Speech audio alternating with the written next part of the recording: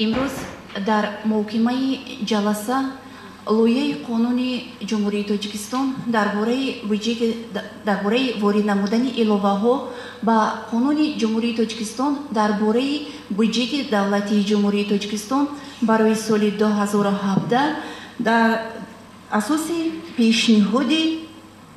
مقامات اجرایی حکومت دولتی در شهر دوشنبه و وزارت تندرستی و حفظ اجتماعی اهلی پیشنهاد کرده شده است. علاوه‌های از جانب مقامات اجرایی حکومت دولتی در شهر دوشنبه پیشنهاد گردیده با مقصد پورا نمودن پارک اتوبوس‌های مسافرکشان و نقلیات دیگر خدمتی پایتخت از حساب نقلیات مسافرکشانی وزیر زمانی با سازشواری از جهت اکولوژی کم ضرر حرکت کننده استحصال شرکت‌های پیشرفته جهانی بلند نمودن سطح خدمت رسانی نقلیاتی به اهالی پایتخت و با این وسیله به تنظیم درآوردن حرکت واسطه‌های نقلیات در راه‌های شهر دوشنبه نگرانیده شده است. باعث قید است که در سال روان برای پورا نمودن پارک اتوبوس‌های مسافرکشان و نقلیات دیگر خدمتی پایتخت با قرارهای رئیس شهر دوشنبه از 18 مارس سال 2017 تحت رقم 131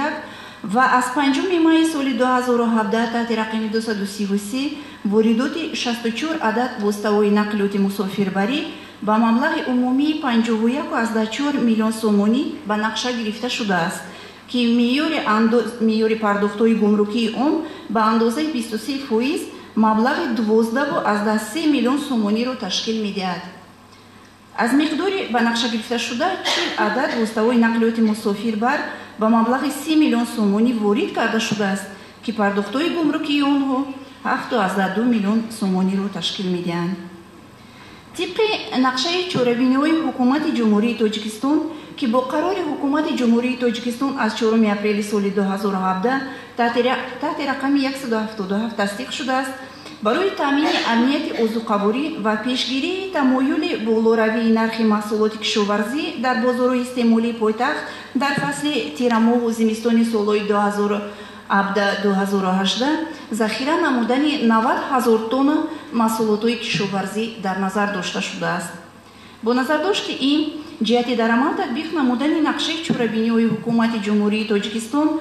آزادکنی کارخانه واحد دولتی اوید به استحصال، خرید و فروش محصولات نیاز اولیه در شهر دوشنبه از ارزش علاوه شده با لایحه قانونی مذکور پیش بینی شده است. کارخانه واحد دولتی اوید به استحصال، خرید و فروش محصولات نیاز اولیه در شهر دوشنبه کارخانه خود مبلغ‌گذار بوده از حساب درآمدی به دست آورده شده فعالیت می‌نماید. کارخانه مذکور طبق قانونگذاری اندوز همه نمودهای اندازهای دخلدار را به بودجه پرداخت می‌نماید. مبلغ سالانه حساب کرده شده انداز از ارزش علاوه شده کارخانه در سال 2016 82,000 سومانی را تشکیل می‌دهد. همزمان قید کرده می‌شود که وابسته به دستگیری بی‌واسطه اساسگذاری صلح و وحدت ملی پیشوای ملت پرزیدنت جمهوری تاجیکستان محترم امامعلی رحمان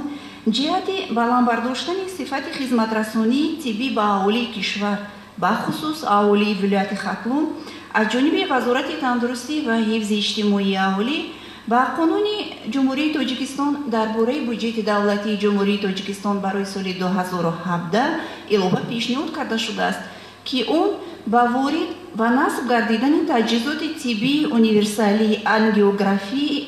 استحصال شرکت ترقی کرده ژاپنی تشیبا در مؤسسه دولتی بیمارخانه جمهوری کلینیکی نویه دنگره نگرانیده شده است.